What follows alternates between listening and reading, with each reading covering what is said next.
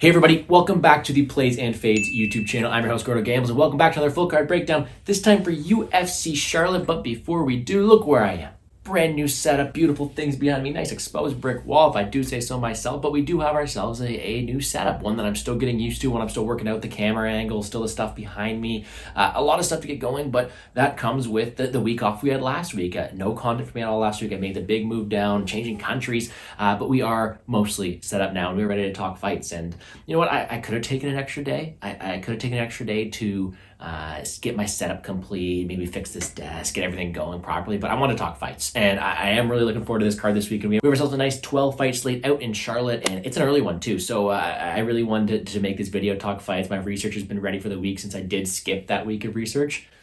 I'm ready to go. Before we dive in though, please hit the like button down below, subscribe to the channel. Also, let me know what you think. Let me know what you think of the camera angle, if the sound sounds okay. Completely new setup. Want to hear your guys' thoughts in the comments down below. But let's do this. First fight of the night, we have the 11-8 Jessica Rose Clark versus the 5-2 Tainara Lisboa. Lisboa making her UFC debut against the battle-tested Jessica Rose Clark. Jessica Rose Clark's kind of going on the bit of a decline right now. 2 first-round losses by submission, and she's facing someone who is making her debut, someone who is fresh on the scene and ready to continue her killer instinct that she does have this 135-pound weight division. With that being said, although we're seeing all these good things and all you see this tape, the big red flag on Lisboa is that level of competition. She's taking a huge step up, and although we like to kind of ream on Jessica Rose Clark, she has been battle tested. She does have a good skill set. She's decently well-rounded, and although she is losing, it's coming to some better level of competition. Lisboa, however, has one fight against someone with a winning opponent, and it was a loss. Other than that, she has been facing cans, 0-2, 0-1 records, and she's doing exactly what she has to do. She's getting that finish. She's doing great,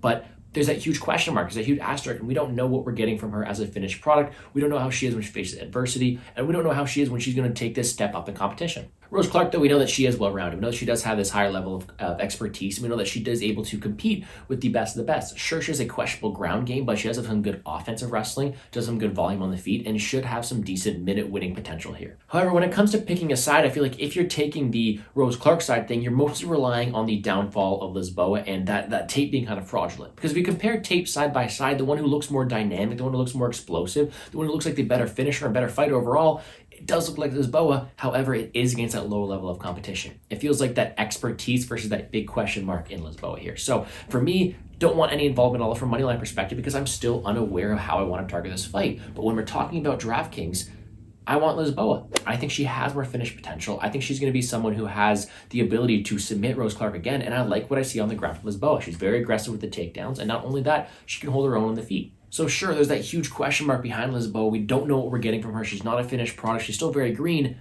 but she has upside. We haven't seen her against high level competition, and maybe it could be a good thing that we see. Sure, she's facing a level of competition, but she's destroying them as she should be. I think she has potential. Of course, I can look like an idiot and see Jessica Clark go out there, give her a vet lesson, and really send Lisboa back to the regional scene.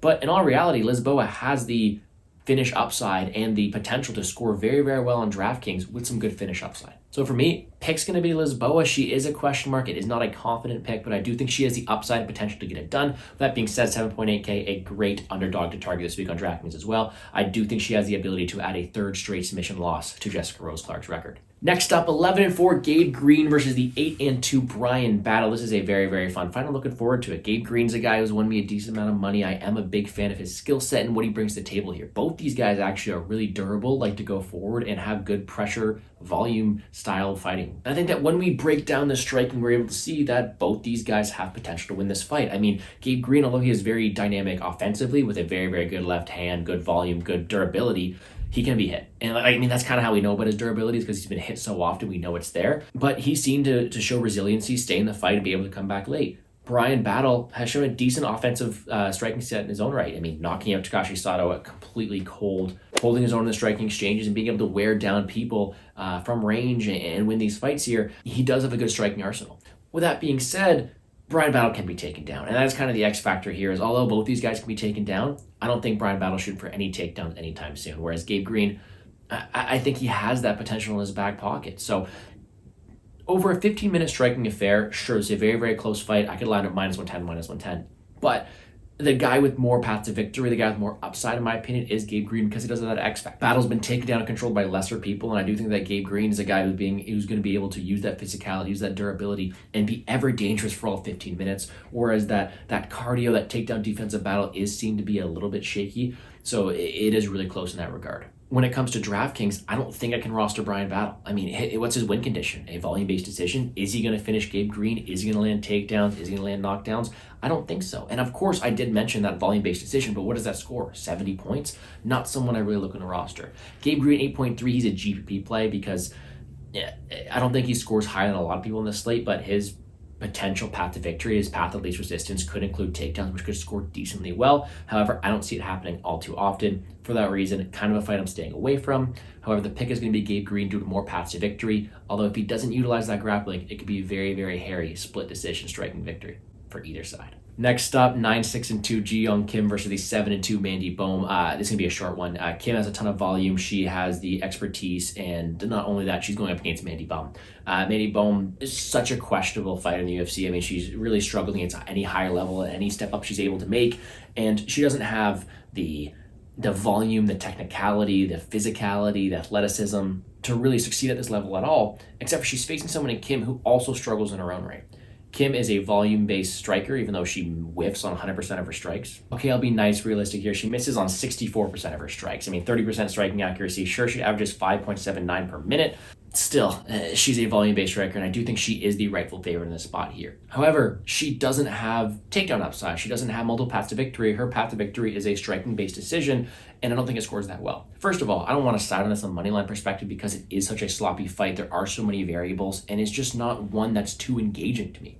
So if I'm looking at playing this fight, it's going to come from the DraftKings perspective, but I can't really roster Ji-Young Kim because in all her decisions, she's scoring 57, 67, not putting up as much of a high score as we want to. I think actually the more GPP side actually lands in the Bohm side, which is so disgusting to say. But I think at 7.3K, her path to victory is going to be clinch, maybe some takedowns, looking to slow down this fight. I don't think it scores very well. However, if she does win this fight at 7.3, it's going to come at very low ownership, and I do think she's a decent pivot play. However, this fight's not very appealing, not one I have too much interest in. The pick's going to be Kim, do a volume-based decision. However, I don't think it's one I want to be too eager to roster on DraftKings. Another rescheduled fight, the 8-1 Natan Levy versus the 5-1 Pete Rodriguez. Another quicker one for me because Pete Rodriguez is another wild card, a guy who has a ton of finish upside. He's got a lot of his wins by finish, but we haven't really seen him outside that first round. He's a guy who we haven't seen many things from him because when we have seen him fight, it's been quick fights at higher weight classes, and now he's dropping down to 155.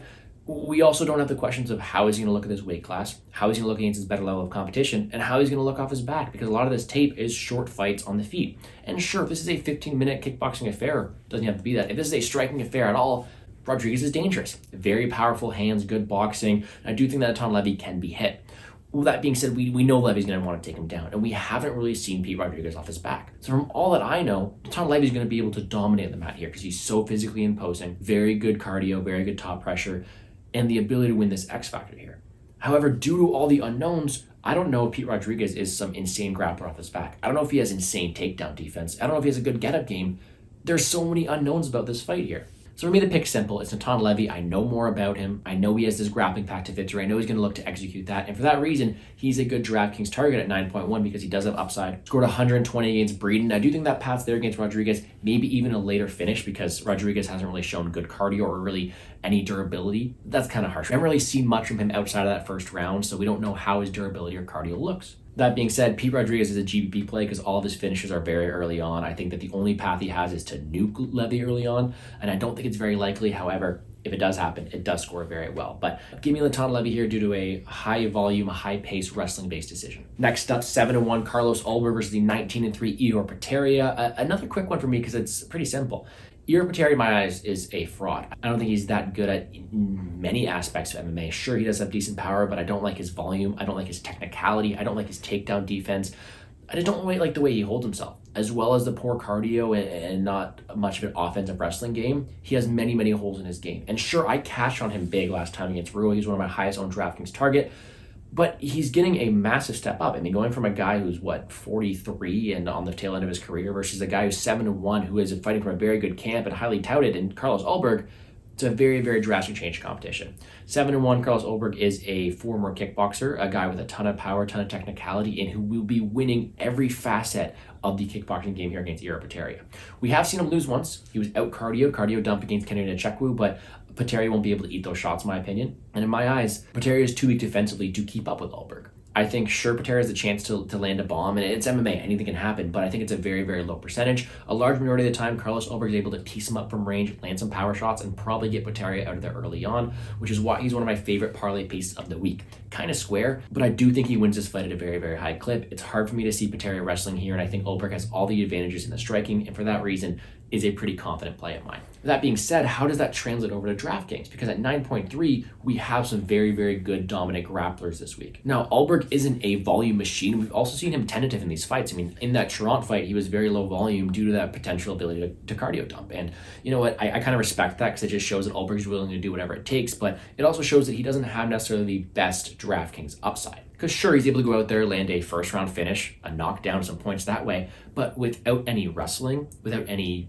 really good volume, and without certainty he's going to fight at a very high pace, he's tougher to trust, especially over the likes of Carl Williams and Shelton Almeida. So in cash, I don't mind Ulberg because I do think he wins this fight a lot of the time, and I do think he does have some GPP viability, but if I'm entering a single entry lineup, there are fighters I like better than him, and there are fighters with more wrestling upside who could score decently well in this spot here. But I do think Ulberg rolls, I do think Potieria gets fraud checked here, and I do think it's another step to the top of the division for someone like Carlos Ulberg. Next up, 21-5-1 Cody Stamann versus the 28-5 Douglas Silva de Andrade. This is a very, very fun fight. Very dynamic matchup between two guys who are shredded. The older guy, Silva de Andrade, is a guy who's been very, very dynamic, very good power. And he's going to have a lot of this finish equity here in this spot because he is the guy who has the better BJJ credentials. He is the guy who has more power in his hands, whereas Cody Stamann has a lot more decision equity for me. I think it's really a battle of minutes versus moment winner here, and those moments from Silva de Andrade are probably going to come in the striking, whereas Stamann's going to want to take this to the ground. I think when it comes to picking a side here, I'm on Cody Stamann because I think he has the ability to take down and win the optics against someone like Silva de Andrade, as well as have the striking volume on the feet. Sure, there's the danger of the nuke of Silva de Andrade or the decent submission game he has there, but I think Stamann has the ability to consistently go out there and land takedowns. I'm not saying he's going to have too much control time because Silva de Andrade just has some very good get-up game and ability to fight off his back. Be it the ability to consistently wrestle, shoot takedowns, and have decent volume on the feet as well, makes it so Stamann should be the favorite in the spot here. In the striking, I do think that the volume of Stamann is enough to give respect to someone like Andrade. Andrade's not going to be worried about the takedown the whole time because he still has to worry about the hands of Cody Stamann here. So in my eyes, give me Stamann here in a very, very close fight. However, this is a decent fight to target on DraftKings because on one side of things, Stamann has the ability to land a ton of takedowns because that get-up game of Silva de Andrade is so good. If Stamann's able to go out there, land a volume on the feet, shoot a takedown, get it, but allow Silva de Andrade to get back up, well, he can shoot again and add more and more points. It's kind of beneficial in this spot here that Silva de Andrade has such a good get-up game because that allows the ceiling for Stamann to be so much higher due to his ability to shoot consistently over 3 rounds. Flip side of things, Silva de Andrade, I don't think he wins a decision too much of the time. He is more of a finisher, and for that reason, he's going to score well as well. Because if he wins, it's probably catching Stamann with something on the feet or locking in something with that black belt Silva de Andrade has. So I think it's either high volume, high scoring decision for Stamann or a finish win for Silva de Andrade. The winner scoring well either way. A sneaky fight to target on this slate. But pick-wise, I'm going to go with the decision, the minute winner here in Cody Stamann, although it is a very, very fun fight. Give me the guy who I think can win more minutes, though. Next up, 8-1 Carl Williams versus the 16-11 Chase the Vanilla Gorilla Sherman. He will never be the real Vanilla Gorilla because that's Jason Witt to me, but we'll give him that here. Chase Sherman's a guy who has been around for a while, 11 losses, but he's still fighting. He'll take a fight against anybody, and he's really getting, let's say, a tough matchup here because stylistically, this is not a pretty one. You have a guy in Chase Sherman who struggles on the mat, who is finished by the likes of Jake Collier, taken down, dominated there, versus a guy who's a dominant wrestler who not only beat an NCAA guy in Jimmy Lawson in the Dana White Contender Series, but he did that up a weight class. And sure, he's staying at 265, but we know the wrestling of Carl Williams is legit, and we know that's his one really game plan here, is he's going to take down Chase Sherman, and he's going to look to implement his ground game. Now, he was able to land 8 takedowns against Bresky in his debut, and I think that's what everyone's seeing, is this guy with huge takedown upside versus a guy who has no ground game. Carl Williams is a DFS lock, and I think he is a great play this week, but I don't think he's anywhere near a lock. just because of how bad Chase Sherman is. I mean, Bresky was able to get up and make Carl Williams wrestle again. Carl Williams can only need one takedown, and that could be the end of the round because Chase Sherman doesn't have the ability to work off his back. So don't get me wrong, Carl Williams is a great play. I think he wins this fight a lot of the time because of how poor Chase Sherman's ground game is and how good of a stylistic matchup it is for Carl Williams. With that being said, I'm not rostering Williams in 100% of my lineups because he doesn't necessarily score 130 points in a win.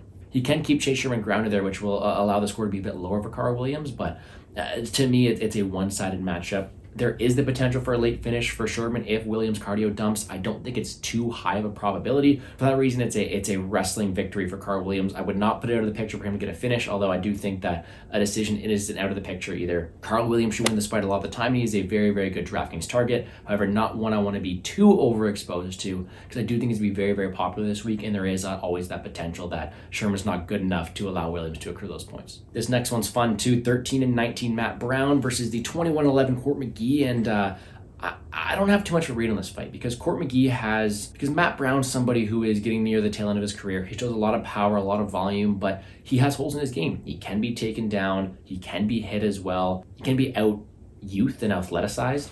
And although Court McGee's not necessarily the guy to do that, Court McGee does have a decent wrestling game. Court McGee is someone who has the tools to get down someone like Matt Brown and win this fight. Additionally, on the feet, McGee has seen, apart from his last fight, he has shown to be a very durable guy with some decent volume, which should be so that he should be the favorite. And I agree he should be the favorite. But I can't get away that image of him being knocked out, flatlined early on by Wells and not give Matt Brown that possibility. Because Matt Brown has very, very good knockout power, and I think that's really his only path to victory here. I think Court McGee wins a lot of the minutes. He's a very smart fighter who will be able to slow down the fight and score pretty well in the process. For that reason, although I am picking Court McGee to win this fight, Matt Brown's my GBP underdog because at 7.5, if he wins this fight, it's most likely due to the deteriorating chin of Court McGee, which I don't think happens too often, but I do think is possible. In Matt Brown's wins, he scored 108, 107, 107, and 91. I mean, he scores pretty well when he does win these fights. I think he's able to win this one, and if he does, he's going to score very well. However, I do think Court McGee's a rightful favorite. I do think he has the ability to mix in takedowns and clinch control, and I do think Court McGee wins this fight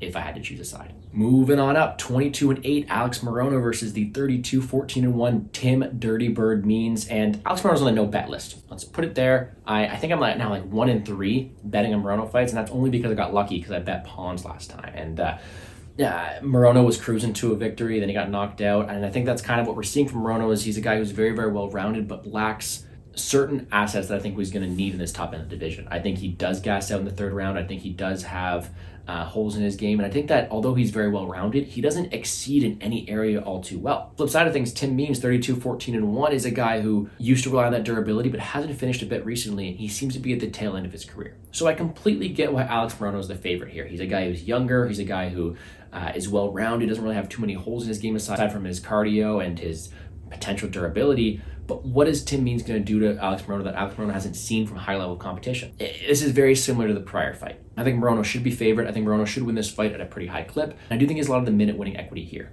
But how does Tim Means win this fight? I mean, it's probably by knockout. It's probably the exact same way that Matt Brown does it, knocking out a guy in Alex Morono who has been finished in his previous bout. So not the fight I have the most confident read in. The pick's going to be Alex Morono, but I can't get there with putting my foot down on a bet on either side. I think Tim Means has some GPP viability, and so does Morono against a guy in Tim Means who has been deteriorating. But it's a very weird one. Morono's on the no bet list. I'm going to pass on this one, but I do think Alex Morono was able to get it done, but I wouldn't be surprised if Tim Means is able to find that knockout either. Decent DraftKings target as well. All right, next up, very, very fun fight. 17-3, Daniel Rodriguez versus the 11-0, Ian Machado, Garry. Gary's finally getting that step up. He's finally getting that striker. He's finally getting a guy who's at the higher echelon of the division. And you know what? I think it's deserved. I mean, he's won his past few fights. He hasn't looked perfect, and people are lining up to fade him, and I get why. I mean, he can be hit. He was wobbled last time out, and the guy's nowhere near perfect. But I think Garry has some very good attributes. I think he has a very, very underrated ground game, and I think he also has a very good opportunity to win these fights on the feet. Good volume, good power, good technicality. It's just that defense. And of course, Daniel Rodriguez is not somebody you want to fight when you have sketchy striking defense. However, I get why Ian Garry is the favorite here. He has more paths to victory. He has the ability to mix in these takedowns. And he has the ability to also strike with Daniel Rodriguez, because I do think Gary's talented. With that being said, do I want to lay chalk on Ian Garry?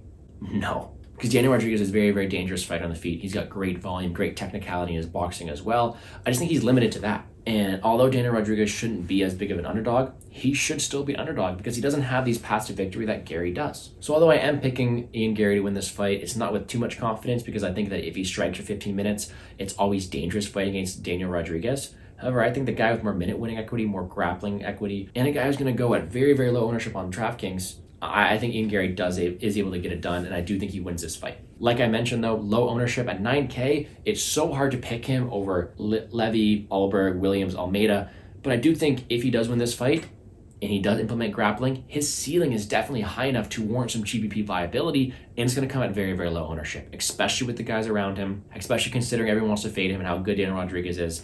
Garry is a very, very good pivot play, contrarian play, and I think that's kind of what he's limited to. He doesn't have that same cash viability that Ulberg or Almeida does. Doesn't have that same ceiling they do either, but he's got low ownership, and he has the opportunity to win this fight. I think it's an interesting way on DraftKings. Co-main event, 36-17, Anthony Smith versus the 27 Johnny Walker. Another very interesting fight because I'm an Anthony Smith fan. I love the guy. I think he's a smart fighter, and I know he's made mistakes in the past. He's not always top of his game. He's going to have a true test in front of him here because Johnny Walker is a guy who's typically seen as a madman, a guy who's killer to be killed, lots of athleticism, explosiveness, power. But Anthony Smith's a guy he's vet savvy, who has the ability to win these minutes, implement takedowns, and he's really a thorn in the side and being a very, very good gatekeeper. Sorry, let's put it that way. So is this Johnny Walker that we're seeing recently a guy who is trying now, a guy who's not being too crazy? Because he's fighting smarter against a guy in Paul Craig, or he's fighting smart, not being knocked out against Santos. It's not always working, but that might be what he has to do here. Because if he fights recklessly against Anthony Smith, I think Anthony Smith wins this fight. I think Anthony Smith's the guy you can trust more. I think he has the ability to mix it up on the ground. And I think he's smart enough of a striker, technically as well, to win this fight. However, Johnny Walker is ever so dangerous, very, very explosive. I think he has more finish equity in this spot here. I think he is the much stronger fighter, ability to mix in the clinch and land these powerful strikes that kind of stunned and dazed Anthony Smith. So to me, it's pretty simple. Gun to my head, picking a winner, I'm taking Anthony Smith.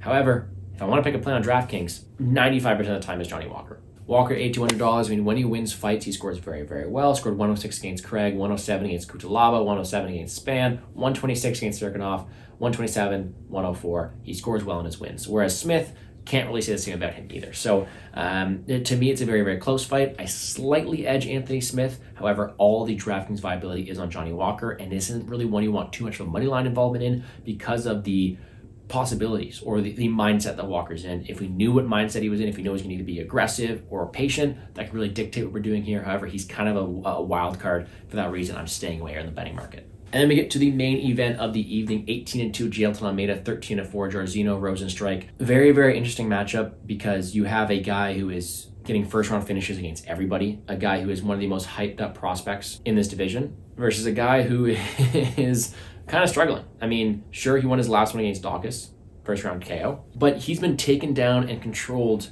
in a lot of these bouts. And he's facing a guy who is young, explosive, hungry, and he's going to take him down early on. So the fight's pretty simple for me. Rozenstruik can always land a bomb. There's no question about that. He has power. Almeida's been knocked out before. Rozenstruik is very, very live to win this fight. However, he needs to get lucky. I mean, Almeida has the much better stylistic matchup here. Almeida has the ability to take him down, get him out of there very, very early on, and I do think he does that. Almeida should be favored. However, Almeida's nowhere near a lock because we have seen him stunned. Rozenstruik has a ton of power, and all it takes is one in this heavyweight division. This is my roundabout way of covering my bases if Rozenstruik wins because I'm not saying he doesn't win. However, the guy you want on DraftKings is Jailton Almeida. I mean, he has been DraftKings gold in his 4 fights in the UFC, scored 125, 120, 113, 118. This guy has been absolute domination every time he steps in the cage. He's able to take people down, get their back, control them, flatten them out, and finish them. I mean, he has been very, very dominant in all his ground exchanges, and he can definitely do that against a guy in Jairzinho who is awful off his back. A guy who's been taken down, controlled, and finished on the mat multiple times. I do think that Rozenstruik is the perfect stylistic matchup for Almeida if he's smart enough to fight at the best of his ability. If he Kazmat Chimaevs it, shoots for the legs early, gets him down, and wins this fight. If he decides to strike for the first couple of minutes, so dangerous. But the under is very live. I think Almeida wins this fight a lot of the time. So if you want to bet or parlay Almeida, I'm probably not at these odds, but if you think Almeida wins this fight, best way to cover your ass is take Rozenstruik round 1 because that's his path to victory. Or maybe Rozenstruik KO is a better option, because that's the way that Rozenstruik wins this fight. But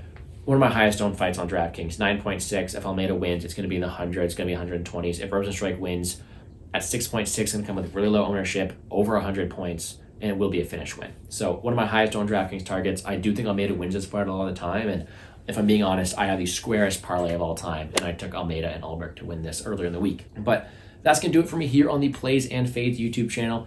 Quickly, though, let me break down all my picks. I'm taking Gelton Almeida, Anthony Smith, Ian Machado Garry, Alex Morono, Court McGee, Carl Williams, Cody Stamann, Carlos Ulberg, Natan Levy, Jiyeon Kim, Gabe Green, and Tenaro Lisboa. DraftKings-wise, I mean, that main event, something you want a part of. It's really hard to fit all of Almeida, Williams, Ulberg, Levy, or Garry in, but all 5 of them have high upside very on. I think Walker and Lisboa are great mid-range target. I love targeting the fight of Stamann versus Silva Andrade. And down low, GPP, Rodriguez, Bohm, and Brown are all great GPP options as well. But that's it. I don't know how long I talked for. It's been a while since I've talked fights, so I was just happy to get in front of a camera and talk about these fights, though. So if you have any questions, please hit me on Twitter, @GamblesGordo. Leave any questions you have in the comments down below. I'd be happy to chat with you guys. I appreciate all the support. Again, let me know if there's anything you want to change about the setup, if the audio is wrong at all. I'm happy to take any constructive criticism. I'm happy to be back in front of the camera, and I'm happy to watch some more fights this weekend. So please hit the like button down below, subscribe to the channel, enjoy the fights this weekend. Best of luck in all your betting endeavors.